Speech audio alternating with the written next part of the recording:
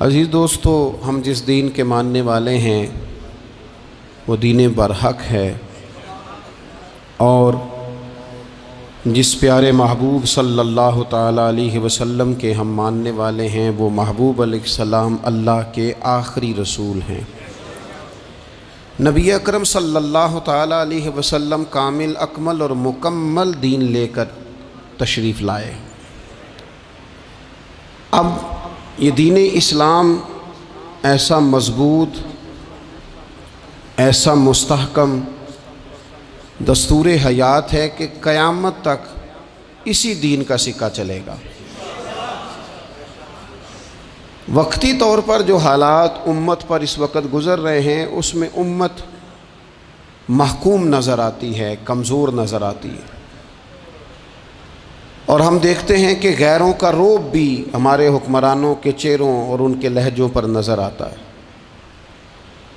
जो कौमें किसी का रोब इख्तियार करती हैं, किसी शख्स को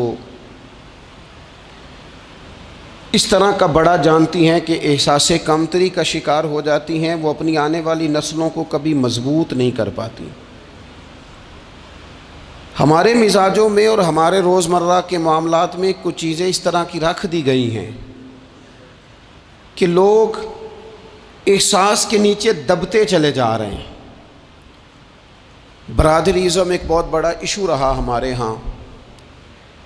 मैं बड़ी दर्द के साथ ये बात अर्ज़ किया करता हूँ कि ज़्यादा गुनाह और ज़्यादा जुर्म उस बंदे का नहीं जो अपनी बरादरी को बड़ा समझता है, बल्कि ज़्यादा मुजरम वो है जो अपनी बरादरी को छोटा समझता है।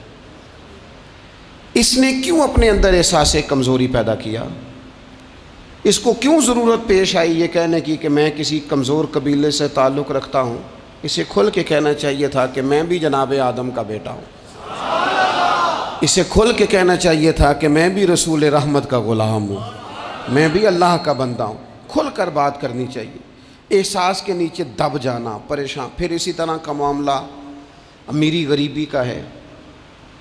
गुरबा क्यों ये समझ बैठते हैं कि जिसके पास पैसे ज़्यादा हैं शायद फ़ज़ल भी ज़्यादा उसी के पास है? क्यों इस एहसास से बाहर नहीं आते? अगर दौलत बहुत आला होती ना और बड़ी ही कीमती होती तो सबसे ज़्यादा सैयदा फ़ातिमा ज़हरा के घर में होती, सबसे ज़्यादा तजोरियाँ सैयदा आयशा सिद्दीक़ा के पास होती, लेकिन ये ज़्यादा कीमती नहीं थी, इसलिए दरवाज़ा रसूल पे भी नहीं थी। तो इसी तरह का मामला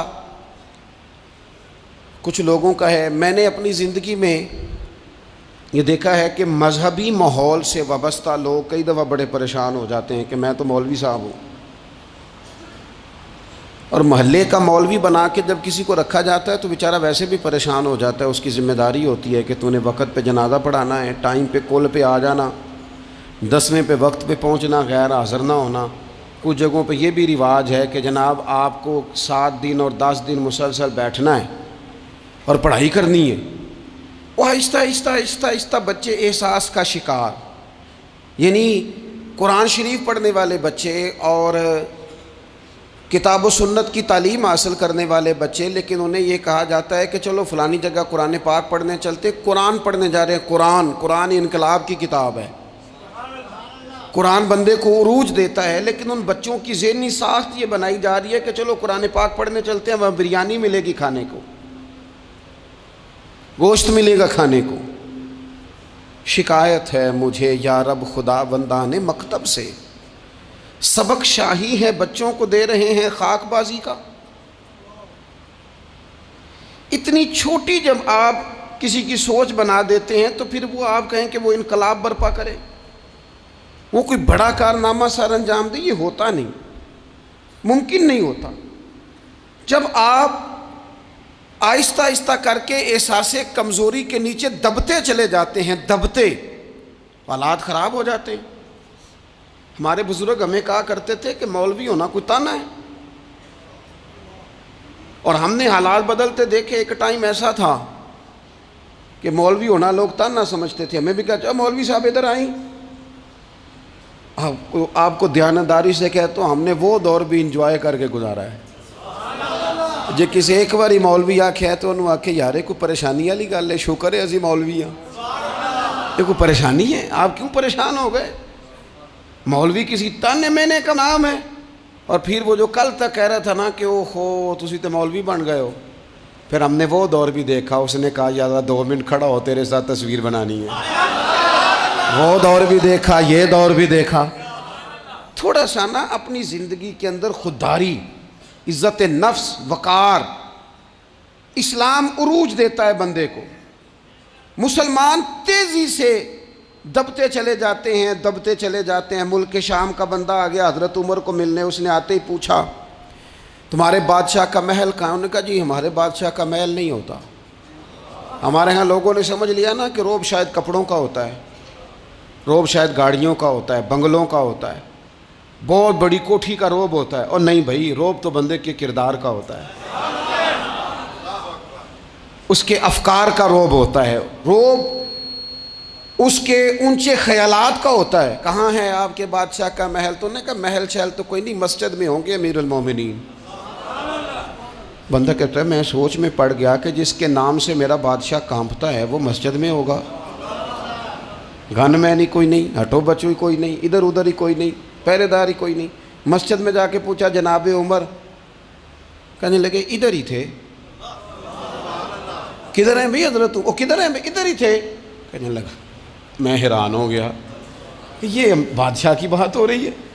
एक साहब कहने लगे वो खजूरों के बाग की तरफ जा रहे थे, कहते मैं खजूरों के बाग में गया तो एक बंदे से पूछा अमीरुल मोमिनीन, कहने लगा वो सामने की तरफ जा रहे थे, उधर गया। एक बंदे से पूछा कहाँ है वो शख्स इसकी 24 लाख मुरब्बा मील पे हुकूमत है? कहाँ है वो शख्स जो मदीने में बैठ के नारा लगाता है तो कैसर और किसरा कांप जाते हैं? वो बंदा किधर है कि जिसकी बात जगह जगह होती है, जिसका तज़किरा सुना है कि उसे देख के शैतान भी रास्ते बदल जाता है। उन्होंने कहा वो देख रहे हो खजूर के दरख्त के नीचे कुएं के साथ मिट्टी का ढेला तकिए की जगह रख के वो जो तामत बांधे कुर्ता पहने सोया है वही तो फारूक आजम है। वो शख्स कहते हैं उमर सोए थे। शेर सोया भी हो तो उसका रोब होता है। शेर जो होता है, शेर कभी सो भी जाए ना तो लोग फिर भी खौफ खाते हैं और उसके जागने का खौफ खाते हैं कि ये कहीं जाग ना जाए। शेर जो हुआ, कहते हैं हज़रत उमर सोए थे पर मैं करीब गया तो मेरे वजूद पे रोब तारी हो गया, रोब। और मेरी ज़ुबान से बेसाख्ता ये जुमले निकले कि उमर तू इंसाफ करके सोया है ना, तो मिट्टी के ढेले पे भी तुझे सुकून की नींद है। खुददारी, वक़ार, इज़्ज़त, ये एहसास कमतरी से बाहर निकलें। हमने अपने बच्चों को मसल डाला है, वो तुसी माड़े दे बच्चे हो, तुसी तो नहीं ना आगे जा सकते, वो असी गरीब लोग ना बेटे तू फलाने के साथ ना जाया। हमने अपने बच्चों की ख्वाहिशात तबाह कर दी, कमज़ोर करके रख दिया, इन्हें बार बार सिखाया हमने। खुददार था वो बाप जिसकी थोड़ी सी आमदन थी पर वो गर्मियों में अपने पुत्र से कहता था पुत्र बड़ोले में दाने डाल दिए हैं, तुम्हारी माँ ने मर्तबान में अचार डाल दिया है, लो अब सारी गर्मियाँ परवाह कोई नहीं। वो खुददार लोग थे। लेकिन आज ये दीन गालिब होने के लिए आया है, मुसलमान ने गालिब होना है। ये थोड़ा अपनी ज़ात से उठकर जब सोचेगा ना, बड़ी बात करेगा, बड़ी बड़ी सोच पैदा करेगा, बड़ा इसका मिजाज होगा, खुला इसका दिल होगा, तो फिर ना ये ज़रा सर उठा के जिएगा। कुरान मजीद की जो आयत करीमा मैंने तिलावत की, अल्लाह करीम ने फरमाया हुवल्लज़ी अरसला रसूलहू बिलहुदा व दीनिल हक़, फरमाया वो कादिर मुतलक है जिसने अपने रसूल को हिदायत और हक़ दे के भेजा है। दो चीज़ें दे के भेजा है, हिदायत और हक़। किताब हिदायत और हक़ हुजूर लेके आए। किस लिए भेजा है? कि निरा तस्बीह पढ़ें और सो जाएं, निरा जनाब इबादत करें और आराम करें, निरा जनाब तिलावत करें और आराम करें ना। हुवल्लज़ी अरसला रसूलहू बिलहुदा व दीनिल हक़, वो रब है जिसने अपने नबी को, अपने रसूल को हिदायत और हक़ दे के भेजा है। क्यों? कि लियुज़हिरहु अलद्दीन कुल्ले, ताकि इस दीन को तमाम दीनों पर गालिब कर दे, इसको गालिब करे, हर दीन पर ये दीन छा जाए। वलौ करिहल मुशरिकून, अगरचे मुशरिकों को ये बात बुरी ही लगे, ना पसंद आए, किसी को नहीं आती। लियुज़हिरहु अलद्दीन कुल्ले, ही ये दीन गालिब होने के लिए आया। गालिब, तू नमाज भी पढ़, इबादत भी कर, लेकिन ये भी ख्याल रख कि दुनिया में नमाज वाले नबी का निज़ाम भी कायम करना है। तेरे पास निरी मस्जिद नहीं होनी चाहिए, हुकूमत भी होनी चाहिए। मुसलमान के हाथ में निरी तस्बीह नहीं होगी, ये इनाने हुकूमत भी चलाएगा। इसके अंदर खुददारी होगी। हज़रत उमर तहज्जुद भी पढ़ते थे और सवेरे हुकूमत भी करते थे।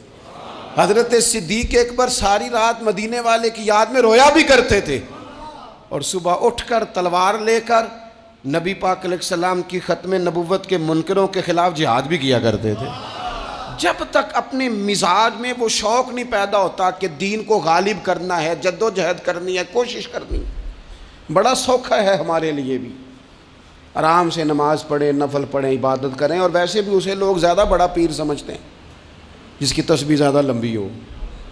वो ज़्यादा बड़ा पीर होता है जिसकी पगड़ी ज़रा ज़्यादा बड़ी हो, जुब्बा तगड़ा पहने, उजरे के अंदर रहे, बाहर ना निकले, और अंदर जाएं 2 मिनट के लिए हज़रत की ज़ियारत करें, बाहर आ जाएं, बस छुट्टी। वो ज़्यादा पीरी मुरीदी हो जाती है। पीर तो बोलता ही नहीं। वही है तेरे ज़माने का इमाम बरहक। इकबाल कहने लगे वही है तेरे ज़माने का इमाम बरहक, जो तुझे हाजिर व मौजूद से बेजार करे और मौत की शक्ल में दिखला के तुझे जलवा यार, जिंदगी तेरे लिए और भी दुश्वार करे। तो जो तेरा जीना मुश्किल कर देना, वो तेरे ज़माने का इमाम बरहक है, तेरे लिए ज़िंदगी दुश्वार कर। ये क्या बात हुई कि ठीक है जनाब आप मौज करें जो दीन गालिब होने के लिए आया। दीन के मिजाज में गलबा है, दीन की तबीयत में गलबा है। दीनदार छा के वक्त गुजारा करते हैं। अल्लाह ताला ने इस दीन के अंदर वो करार दिया है, वो वुस्सत दी है, वो दर्द दिया है, वो ज़ौक़ दिया है।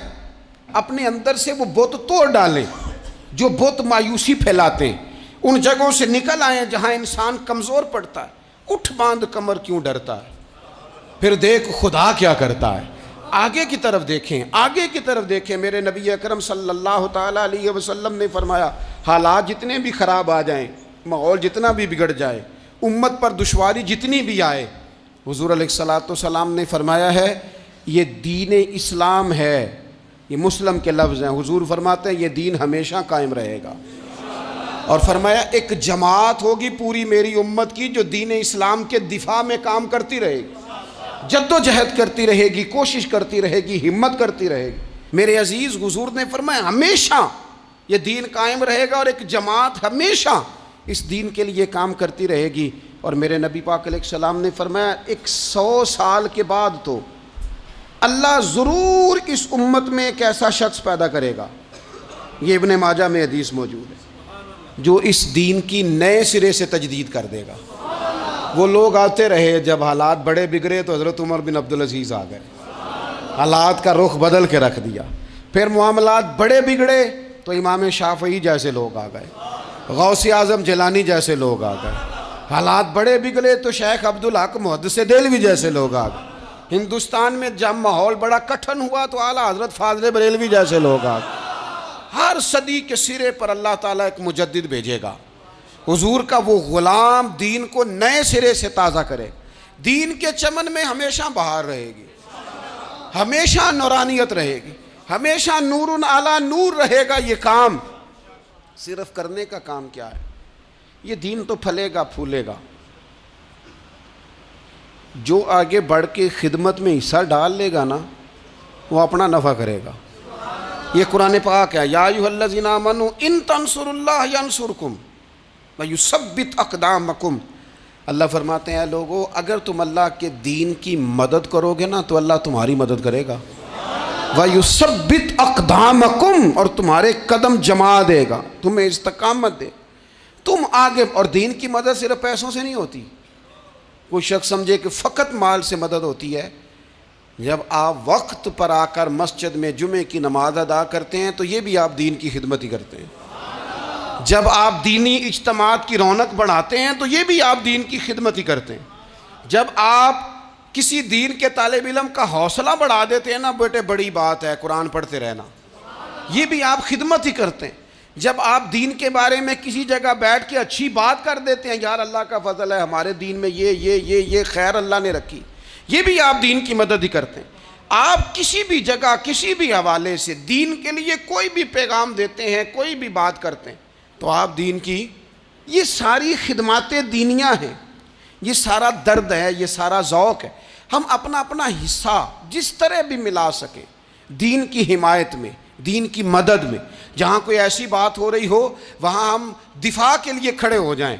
हर शख्स अपने अपने मकाम पर दीनी इबलाग में, दीन की तबलीग में अपना किरदार अदा करे। एक जुमला कोई बोल देना रसूल पाक के दीन की मदद में, एक जुमला, यानी किसी को सिर्फ इतना कह देना कि यार तो अपने बेटे को, तेरे 5 बेटे हैं, एक को कुरान मजीद का आलिम ही बना दे। तू कह के चला गया और तू तेरी वजह तुझे खबर भी नहीं कि शायद उसने तेरी वजह से उसे दाखिल कराया है, लेकिन वो अगर आ गया पढ़ गया तो देख तुझे अजर अल्लाह कितना अता फरमाए। आधा जुमला बोल के दीन के मामले में मुआवन बने, कोई खैर का लफ्ज़ बोल के मुआवन बने। हम ना हिम्मत नहीं करते, हम कहते हैं वो फलाना करेगा, बड़ा आदमी करेगा, मौलाना करेंगे, पीर साहब करेंगे। अपना अपना हिस्सा, अपनी अपनी खैर। हज़रत उमर ने भी बड़ा काम किया है दीन की खिदमत में, पर सैयदना बिलाल की खिदमत का कोई इनकार कर सकता है? ड्यूटी हज़रत सिद्दीक़ अकबर की भी ज़्यादा है, पर जनाब सलमान फ़ारसी की खिदमत का इनकार किया जा सकता है?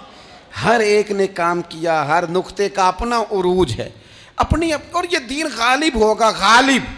ये मत समझें थोड़े से हालात कमज़ोर आए हैं और थोड़ा सा मुसलमान महकूम हुए हैं माली और अपनी कोताहियों की वजह से हुए, अपनी गलतियों की वजह से हुए, अपने आमाल के सबब हुए, तो डर डर के ना जिए। नबी पाक सल्लल्लाहु अलैहि वसल्लम सफ़र पे तशरीफ़ ले गए।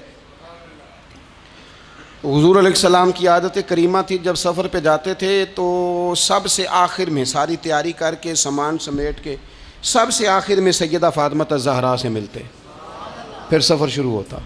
और जब हुज़ूर वापस आते तो सबसे पहले सैयदा फ़ातिमा से मिलते रज़ी अल्लाह ताला। हुज़ूर काफ़ी दिनों के बाद सफ़र से वापस आए, लंबा सफ़र था। सैयदा फ़ातिमा ज़हरा रज़ी अल्लाह ताला अन्हा से मिलने गए।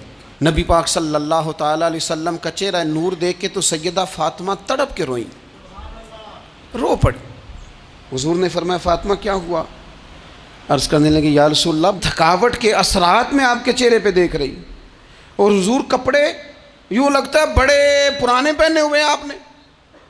हुज़ूर इतनी मुशक्क़त क्यों करते हैं आप, इतनी मेहनत, इतनी जद्दोजहद? तो हज़रत फ़ातिमा ज़हरा फरमाती हैं हुज़ूर ने मुझे थपकी दी और फरमाया फ़ातिमा रो ना। और यहाँ वो बाज़ लोग होते हैं ना, जो हमने देखा है हमारे यहाँ इस तरह होता है कि वो कोई इस तरह की बात करे तो वो ज़्यादा रोने लग जाते हैं, क्या करें, बड़े मसाइल हैं, बड़ी मुशक्क़त है, करना पड़ता है, लोग और ज़्यादा। लेकिन नबी पाक अलैहिस्सलाम ने सोचों को नया जाविया दिया, ख़यालात को नया रुख दिया, इस बात को एक नया अंदाज सोचने का फराहम किया। हुज़ूर फरमाने लगे फ़ातिमा रो ना, तेरे बाप को अल्लाह ने आला मकासद के लिए दुनिया में मबूस फरमाया।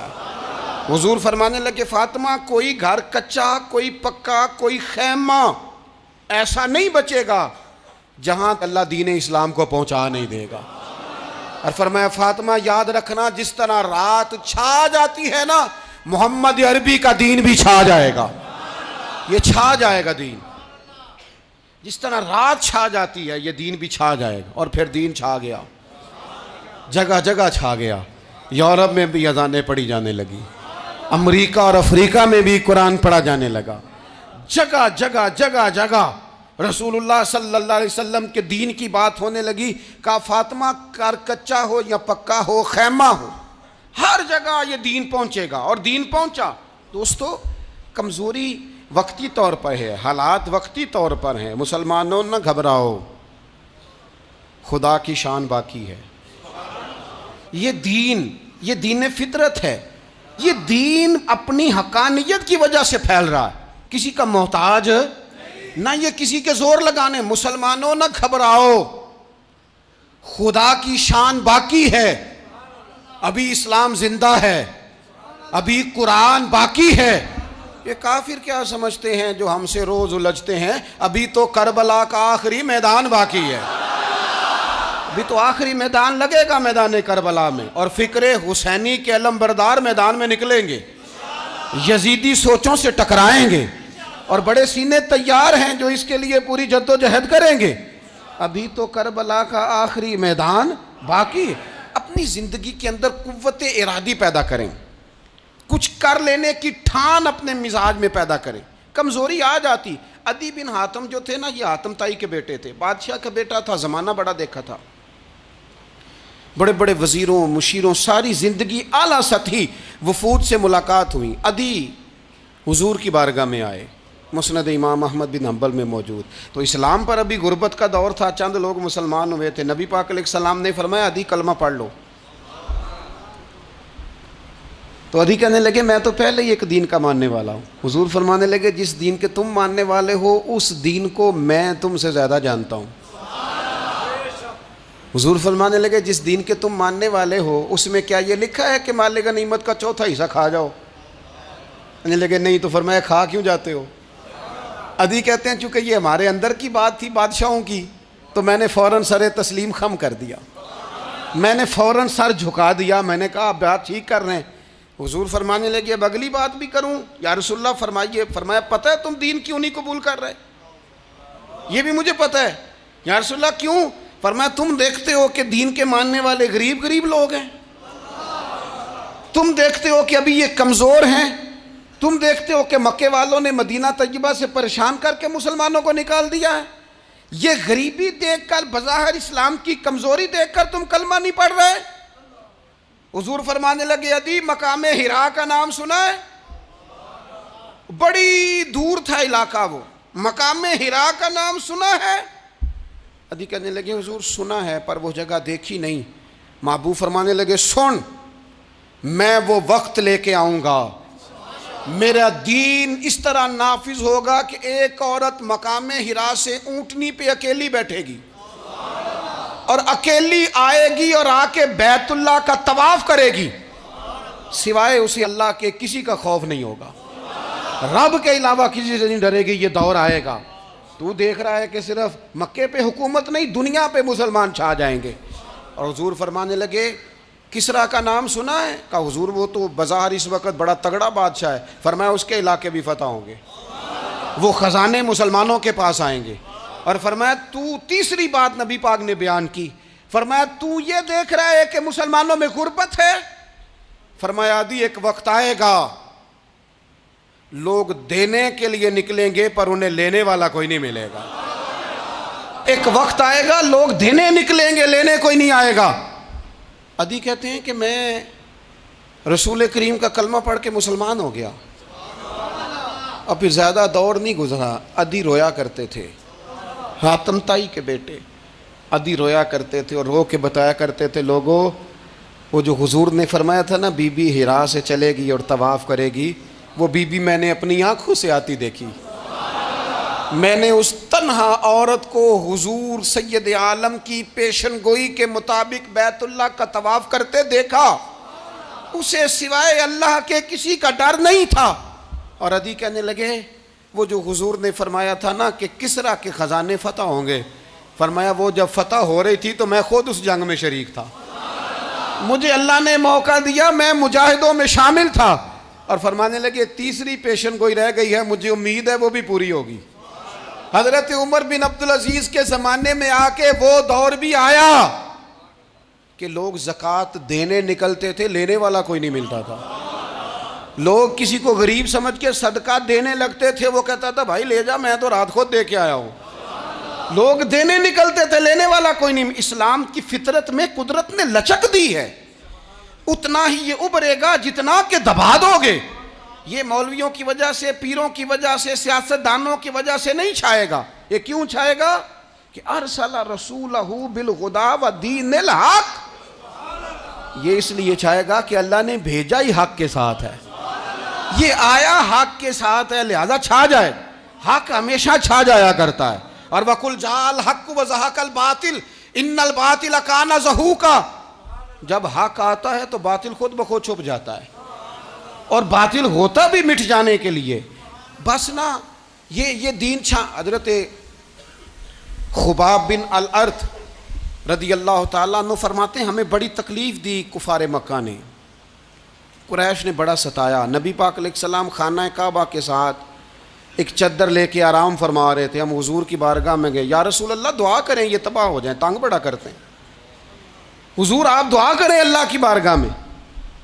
तो हुजूर उठ के बैठ गए, फरमाया जल्दी ना करो, तुमसे पहले ऐसे लोग गुजरे हैं जिनको गढ़ों के ऊपर रख के ना तो आरों से काट दिया जाता था, वो 2 टुकड़े हो जाते थे। फरमाया जल्दी ना करो, तुमसे पहले ऐसे लोग गुजरे हैं कि लोहे की कंगियों से उनका गोश्त नोच दिया जाता था, हड्डियां तक जख्मी हो जाती थी, सी नहीं करते, जख्म पे जख्म खा के जी, खूने जिगर के घूंट पी, आह न कर लबों को सी, ये इश्क है को दिल लगी नहीं। कहा खुबैब थोड़ा सब्र करो, और फिर हुजूर फरमाने लगे, खुबैब ये बात याद रखना, जो दीन मैं लेके आया हूँ ये गालिब हो के रहेगा, ये गालिब होगा, गालिब। वो अबू सुफियान जो मैदान उहद में कहते थे फ़लाँ भी हमने मार दिया, फ़लाँ भी मार दिया, जब 10,000 का लश्कर लेके नबी पाक गए थे ना दोबारा वापस, 10 सालों में 3 लोग लेके हुजूर मक्के से आए, और 10,000 का लश्कर लेके जब दोबारा गए ना, तो अबू सुफियान कहने लगे लड़ना ही नहीं, क्योंकि जिस शान से मासूम आमना आए हैं लड़ने वाली बात ही कोई नहीं, ताकत ही नहीं, आँख नहीं मिला सकते तो हाथ कैसे उठाएंगे। लेकिन पता है हुजूर का तरीका क्या था, स्याह इमामा था, ऊँटनी पे बैठे थे, और गर्दन महबूब ने इतनी झुकाई थी कि वो ऊँटनी की गर्दन से लग रही थी। इस शान के साथ हुजूर दाखिल हुए, इज़ा जाअ नस्रुल्लाहि वल फतह व रअयतन नास यदखुलून फी दीनिल्लाहि अफ़वाजा। अपने अंदर ना थोड़ी सी आप 24 घंटे दुनिया कमाएं, कोई मना नहीं करता, माल कमाएं, जायदादें बनाएं, हलाल कमाएं, जितना मर्जी कमाएं, लेकिन ना कुछ थोड़ा सा अपने आप को दीन के लिए, सिर्फ माली तौर पर नहीं। हमारे यहाँ एक बहुत बड़ा मसला ये बन गया है कि सिर्फ माली तौर पर हम समझते हैं दीन की मदद कर दी। अगर आप अपने पुत्र को नमाजी बना चुके हैं तो एक काम आपने दीन की खिदमत का कर लिया। अगर आपकी बेटी पर्दे की आदी हो गई है तो आपने दीन की खिदमत में एक हिस्सा डाल लिया है। अगर आपके घर के अंदर आप उन सारी चीज़ों को बैन करने में कामयाब हो गए, या अय्युहल्लज़ीना आमनू कू अनफुसकुम व अहलीकुम नारा, ईमान वालों खुद भी दोज़ख से बचो, अपने अहले खाना को भी बचाओ। अगर फाहशी और यानी का रास्ता आपने अपने दरवाजे के बाहर रोक दिया है तो आपने दीन की खिदमत कर ली है। अगर आप अपने दोस्तों को नमाजी बनाने में कामयाब हो गए, अगर आप चंद लोगों को कुरान पढ़ाने में कामयाब हुए हैं, तो फिर कुछ ना कुछ हिस्सा आपने दीन में शामिल किया है। करने का काम यह है कि अपना अपना हिस्सा, अपनी अपनी खैर दीन में मिलाएं, जद्दोजहद करें, कोशिश करें। 2 जुमले बोलकर, जब कोई बंदा कह रहा हो ना जी बड़ा मुश्किल है दीन पे अमल करना, तो उसे कहें दीन पे ही चलना तो आसान है, दीन पे चलना ही तो आसान है। जब बड़ी दीन मुखालिफ बातें हो रही हो तो वहाँ सारी बरादरी इकट्ठी बैठी है ना, बच्चे के दिन रखे जा रहे हैं, तो मैं दीन की खिदमत बता रहा हूँ क्या क्या करनी है। बेटी बेटे के दिन तय हो रहे हैं तो कोई कहता है कि मामू को मना लो नाराज़ है, चचा को मना लो नाराज़ है। ये मैं अपना दर्द दिल आपके सामने रख रहा हूँ। दीन की खिदमत ये है कि एक बंदा बीच में से बोले, वो कहे ओ शादी में कोई गैर शरी काम ना करना, सबको मना रहे हो तो कहीं रब रसूल को नाराज़ ना कर लेना। ये तेरी दीन के लिए खिदमत हो जाएगी, ये तेरी दीन के लिए खिदमत हो जाएगी। वो जिस शख्स ने जाते जाते रास्ते में कहा था ना हज़रत अब्दुल्ला मुज़नी को कि मैं एक मदीने में चांद चढ़ा देख के आया हूँ, कि जिसके करीब से जो गुज़रता है उसे भी नूर मिलता है, तो उसकी एक बात घर कर गई, जनाब अब्दुल्ला मुज़नी मदीने वाले के आशिक हो गए। आप कह दें, आप कह दें, बात फैल जाएगी, अल्लाह उसे फैला देगा। अपने मकाम पर बैठकर अपने अपने, मैं फैक्ट्री के मालिक से कहा करता हूँ कि तू ना मस्जिद ज़रूर बना छोटी सी, दफ्तर वालों से कहा करता हूँ कि यहाँ ना नमाज बाजमात का बंदोबस्त ज़रूर कराओ। मैं कहता हूँ ये सारे दीन के काम हैं। आप अपने अपने हल्का या असर में कहें यहाँ नमाज बाजमात होगी, यहाँ सवेरे आते ही पहले तिलावत होगी, यहाँ पहले कसीदा बुर्दा शरीफ, आप कोई खैर के काम में अपना हिस्सा डालते रहें। इंशाअल्लाह यहीं से चिंगारियाँ बनेंगी, यहीं से इनकलाब बरपा होगा, और इमाम जाफ़र सादक के कौल पर अपनी बात समेटूंगा। किसी ने कहा था मैं दीन की तबलीग करना चाहता हूँ, तो फरमाने लगे सौखा हाल है, तो दीन पे अमल करना शुरू कर दे। दीन की तबलीग होनी शुरू हो गई, अमल कर।